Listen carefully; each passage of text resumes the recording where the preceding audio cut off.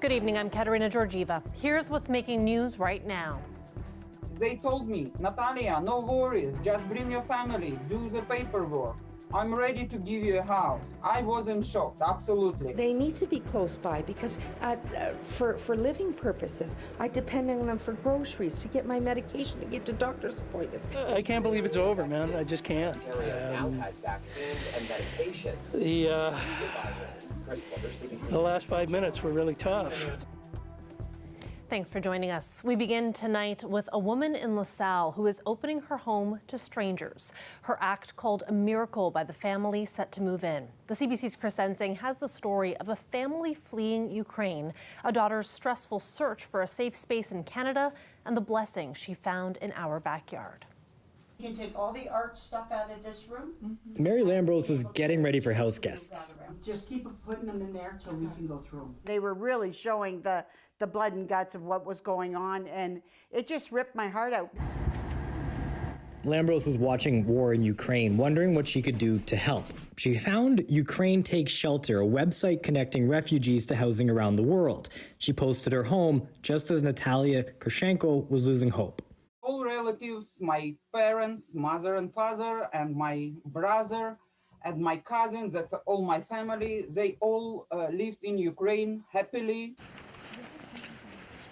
Some lived in Ypres, leveled by Russian shelling. Others in eastern Ukraine, areas surrounded by Russian forces. Kurchenko calls it a miracle they made it out of the country alive. It's very difficult to accept that there is no way to come back, and future is really unclear, you know. Her family safe for the short term in Europe, Kurchenko decided they needed to come to Canada, but her home outside Thunder Bay, not big enough for 11 people, as old as 72, as young as 8 months.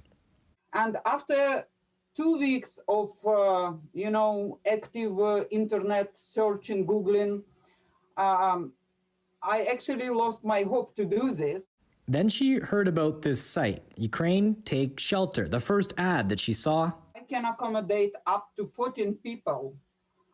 I put an alarm in the 8 a.m. just to wake up, and first thing I did is to make a call to this person. I get this phone call, and this girl, Natalia, is on my cell phone. I got very emotional, and then she said to me, "Are you for real?" Just imagine, you're calling someone, yes, you're talking to a stranger, and this stranger telling you that, yes, Natalia, I'm absolutely ready to accept all your family.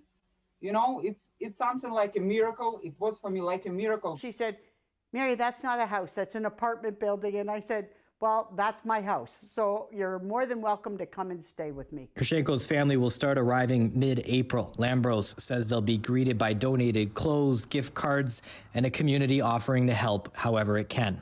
She says they can stay for a year at no cost. And truly, this just felt like the right thing to do. Kurchenko calls Lambros her guiding angel, her offer reigniting her faith. And it gave me a hope that we finally can win this war. Welcome home. Chris Ensing, CBC News, Windsor. A Windsor resident is at odds with her housing corporation over mobility scooter storage. The tenant says the most practical spot to leave her mobility scooter is in the corridor just outside her apartment. But as Jennifer LaGrassa reports, the landlord isn't having any of it and is threatening legal action. They are my legs. They are my freedom. Claudia Stillman uses 2 electric mobility scooters to get around.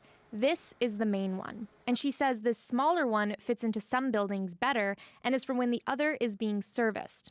She says she has previously been allowed to park them in the hallway, outside of her apartment.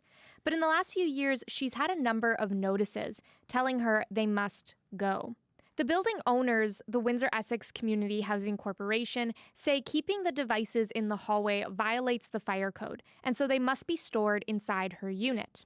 Why can't they be in your apartment? Because it's not feasible. There's no rent. It would ruin the scooters. The most recent notice from the corporation says if she doesn't comply by Friday, it may look to legal channels.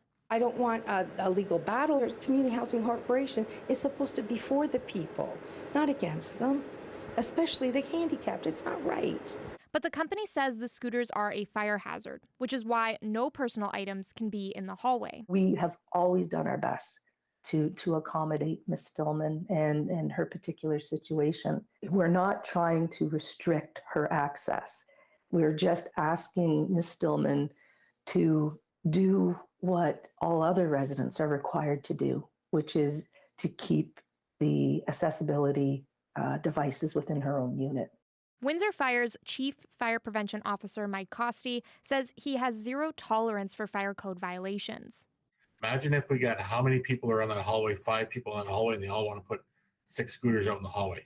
All right, and then the next guy wants to put their grocery cart. If we start allowing it, then we have to allow everybody in. And then it turns on to me.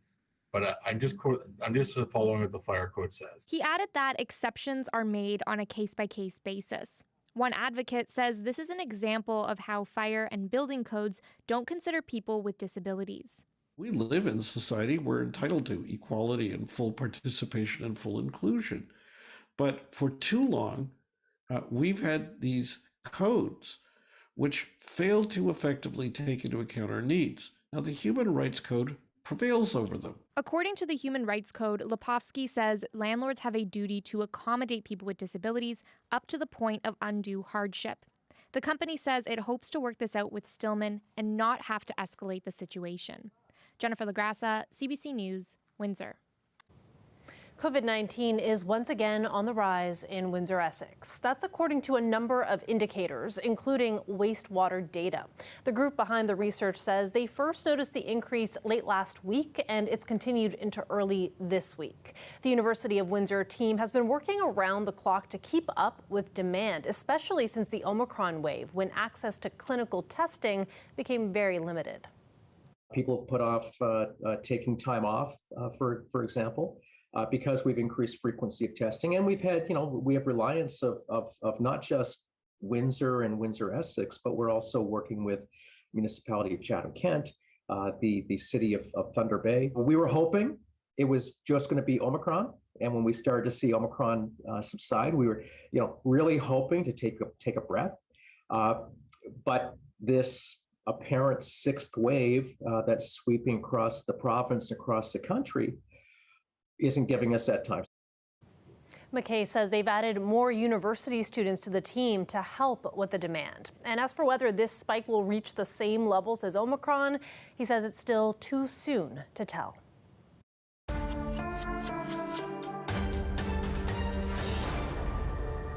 A short ceasefire is giving Ukrainian officials and the Red Cross the chance to get supplies into the besieged city of Mariupol and get people out. But NATO is warning about Russia's tactics in Ukraine. The alliance is dismissing Russia's promise to de-escalate, saying it's bracing for more offensive action. CBC's Salima Shivji has the latest. Ukrainian forces are securing this village north of the capital, Kyiv,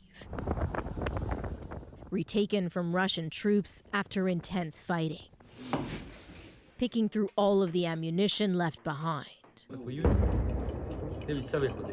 But the sound of an explosion nearby is a reminder Russian troops aren't far, and the head of NATO warns they're simply adjusting their tactics. Russia is trying to regroup, resupply, and reinforce its offensive in the Donbas region. Ukraine is now bracing for more heavy attacks in the east. In the west of the country, at this aid center for displaced Ukrainians, I want to help them, but I have a child. This young couple explains how they escaped Kharkiv in the east with their 2-month-old baby. In Kharkiv, horrible situation because many airstrikes and artillery strikes on the city. It was so difficult. The baby was crying the whole way, she says, but at least we're safe, far away from the heavy shelling that hit their hometown today. But in battered Mariupol, it's been next to impossible to get people out to safety. There's a convoy of buses heading to the besieged city for mass evacuations, facilitated by the International Red Cross, after Russia agreed to a ceasefire. It is an increasingly dire and desperate situation, and time is frankly running out. to get people like Pavel out. He's trapped in Mariupol and having to bury his friends however he can. I've got no way to get out. I know where I would go, but I probably won't make it there, he says. The hope is the ceasefire and humanitarian corridor out of Mariupol holds through tomorrow. Also tomorrow, there will be further peace talks between Russian and Ukrainian negotiators. But Ukraine's President Volodymyr Zelensky is not optimistic. He says so far he's just hearing words, nothing concrete from the Russian side. Salima Shivji, CBC News, Lviv. Indigenous leaders met with Pope Francis for 2 hours in the Vatican today. He did not commit to issuing an official apology for the church's role in the residential school system. But Indigenous leaders are optimistic. Chief Gerald Antoine explained the status of talks by referring to artwork on the ceiling of the Sistine Chapel. In the Sistine Chapel, there's a drawing right in the middle of the roof, and it's right in the ceiling up there, right in the middle. You have an image painting of two people putting their hand together like this. And what I saw there and how I feel today is that we're at that particular point. Former Assembly of First Nations National Chief Phil Fontaine says it's been suggested the Pope might visit Canada this summer. He expects that to be made clear during talks tomorrow. In the fashion world, there is a growing demand for Indigenous designs. And Dene designer Darcy Moses is known for giving traditional techniques a contemporary twist. His collections have been carried by high-end retailers around the world, including Holt Renfrew and Saks Fifth Avenue. Now, Moses is mentoring the next generation of Indigenous designers. And he's promoting more than just a look. He's delivering a sense of purpose. CBC video producer David Mercer shows us the results. Indigenous fashion is wearable art. It's like you're wearing a painting. Every piece has meaning, layers of meaning from the design elements, the materials I use, and the story that I want to convey. There's a whole new generation coming out that are really proud of their culture, and they're exploring it in so many different ways. My name is Darcy Moses. I'm originally from Petsakay First Nation in the Northwest Territories, and I'm working here with the Banff Centre for the Arts to work with 10 Indigenous designers from across the country to create Indigenous high fashion, or couture. It's been an idea that's been brewing for 3 or 4 years to bring Indigenous artisans in fashion together to create fashion as art, because we consider the work done by Indigenous people is like a couture art form anyway, so why not bring it together? And it's also mixing with technology, looking at repurposing as well, and this is the first of its kind. People don't realize who actually does the beadwork on Gucci clothes or other French fashion houses or Italian fashion houses, whereas our great-great-grandmothers, pre and post-contact, historically have been doing this type of embellishment for hundreds of years. This whole program is about taking our skills and our abilities and really elevating our traditional sewing and modernizing it, doing what our grandmothers did, but in a modern way that elevates it to couture level. There's more of a want from the consumer for high-end, one-of-a-kind or limited edition pieces with an element of being ecologically friendly, and the fact that it's artisan made, there's a market for that. I think we're in the midst of an Indigenous renaissance. The music, the fashions, everything is so influenced by Indigenous people right now. Just thinking of my great Nanak, who I was named after, and then my Nanak and my mom, they all grew up in the fur trade era, and I feel like they were exploited in terms of how they sold these amazing garments and furs for peanuts, you know, for low prices. And then for me to be here creating inevaluate couture, Indigenous couture, and just being able to tap into a market where I can sell my pieces for their proper value, and that's only a few generations removed. I grew up behind the hill in Duk-Duyakduk. We lived in poverty, struggled with intergenerational trauma. And if people see that, well, hey, she did it, she's doing it, maybe I can do it too. It is a sad day here at CBC Windsor. Tony Doucette, the longtime host of Windsor Morning, signed off for the final time today. He retires after 46 years in broadcasting. Dale Molnar now with a look back on Tony's career and today's emotional farewell. I often tell people I wasn't born in Windsor, but I got here as quickly as I could. Tony Doucette began his career spinning records in Halifax in 1976.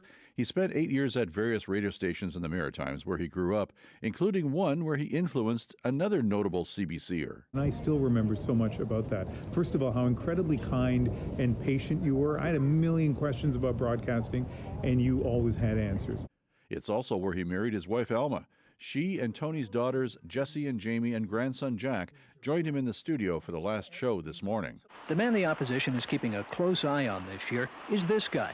He began his career as a sportscaster with CBC Radio in St. John, New Brunswick in 1984. Tony Doucette is the voice of CBC Sports in Windsor.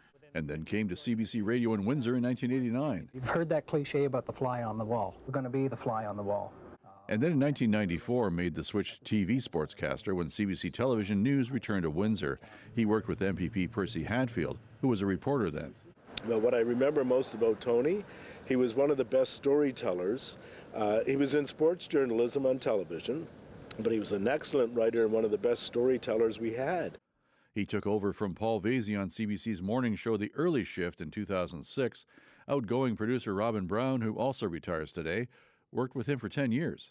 You know, if there's one thing I could say about Tony, is that he's a pro. He's so good at what he does. He cares so much about radio, and he cares so much about his guests. We worked together for many years in television, and then when he came to radio, I had the opportunity to come back and work with him, and I consider myself lucky to get to work with somebody who has been a good friend over the years and just a consummate professional. I think I'll miss the day-to-day blessing of having a finger on the pulse, of the community. And he was also involved in the community, for which he received the Clark Award from the University of Windsor in 2016. Now, I don't know where 46 years have gone. I certainly don't know where the 33 years spent at Windsor have gone, but I know how they have gone, and that's very, very well. It's been fun. Thanks for everything. Dale Molnar, CBC News, Windsor. And I want to share with you just one more moment from my chat with Tony from this week. We discussed a classic piece of Tony advice. It's a little bit tongue-in-cheek, but it is to the point. To offer some levity, you've always told me, just don't suck.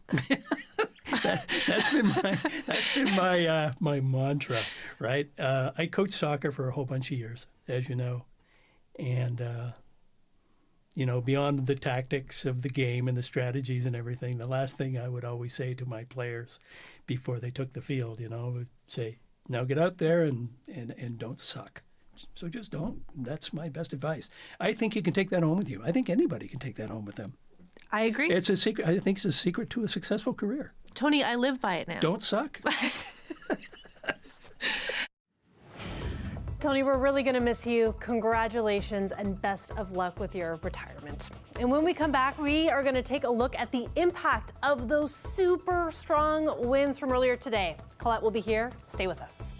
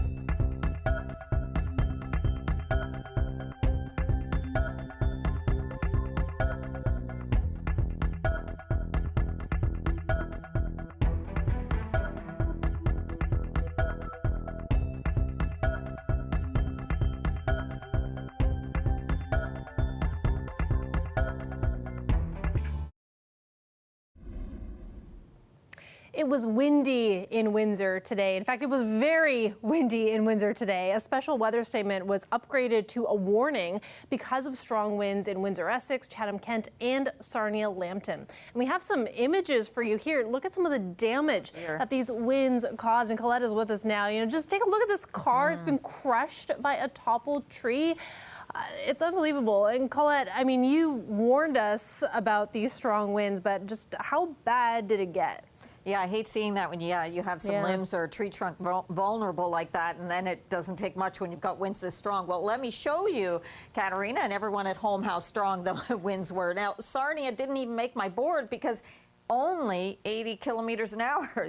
Pretty significant even there. St. Catharines at 84, Waterloo 87, Windsor 89, almost 90, but over 90 for Hamilton and Wyerton in terms of some of those gusts. So really significant. Did have some power lines, that's right, that kind of came down. Most power has been restored, however. But looking at the forecast winds, at least we're seeing some improvement here. Now, southwesterly flow is going to turn a little bit more westerly. Still at times a bit gusty as we're kind of getting into this new air mass that is going to be a cooler one. So changes to the temperatures after daytime high of 16 degrees. Pretty nice to see that, and already more than cut in half here, down to 7 degrees with the current reading in Chatham-Kent coming in at 6, Goderich 4 degrees there. Those temperatures will keep dropping closer to the freezing mark and even a little below towards London. So a little bit of spotty shower activity through here, but really we'll see it changing over to a mix with some wet flurries, really light in nature, but have that possibility through the overnight tonight and into early tomorrow morning, and a lot of bit of cloud cover there as well. So for tomorrow, a few areas could see some sunny breaks. That'll be pretty short-lived because of that cloud deck until we get into the evening on Friday. Then we'll get into some better clearing behind some of those light flurries. And we have that set up for Saturday morning. So starting the weekend, depending when you plan on starting it, but Saturday morning with the sun. But then we will see clouds increasing and pushing in on us, and some light precipitation is possible. Much of that's going to pull northward, but possible for the second half of the weekend there. Overnight tonight, there you go. Some of those quite wet in nature, mixing with sprinkles at times. That -1 for London. So tomorrow's high, it will be lucky, I think, to get to that 6 degrees, but hoping for it. Sun early, then increasing clouds Saturday. Seeing the temperatures stabilizing somewhat closer to seasonal with a little mini spike coming into Tuesday, Katarina. Hopefully the mini spike becomes an even bigger spike to get to that warm weather. You got it. Thanks for that, Colette. When we come back, we're going to go to Tecumseh, where we'll find the region's first high water rescue truck. Stay with us.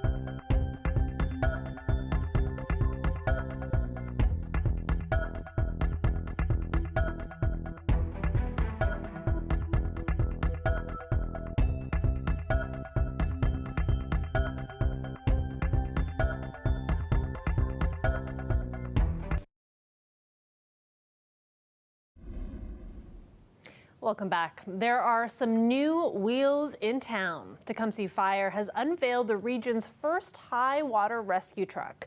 The service says it'll help during flood events and field fires. We have had 2 historic floods in the region. I forget the years they happened, but it was a few years ago, where we did actually take some of our current fire trucks through. Did a little bit of damage with rising Great Lake levels over the past 7-8 years. The risk of flooding has been significant, not only in Tecumseh but throughout the region. And this is a good solution to give us greater rescue capabilities if there was a flood event. The truck can drive through over 1.2 meters of standing water and seat up to 12 people. The town of Tecumseh says the vehicle cost about $160,000. The truck can also be used by neighboring municipalities if there is a need during extreme weather. When it comes to keeping property safe and secure, guard dogs have been good friends to humans for a very long time. Now, officials in Italy are using a 21st century version of a canine protector to guard the ancient Roman city of Pompeii. This here is Spot, the robotic dog. It'll patrol the ruins of Pompeii looking for structural problems, safety concerns, and illegal relic hunters. Spot is autonomous and will inspect areas that are too small or too dangerous for people. It is being paired with a drone that's equipped with a laser-based scanner and a color camera with a 360-degree field of vision. Pompeii was buried by a volcanic eruption more than 2,000 years ago. And over the centuries, thieves have dug tunnels under the city in efforts to steal artifacts. In 2010, several of Pompeii's key sites collapsed. And that is it for CBC Windsor News. For news anytime, go to cbc.ca/Windsor. And we're also on social media. You can find us on Facebook, Instagram, and Twitter. Thanks so much for watching. Have a good night.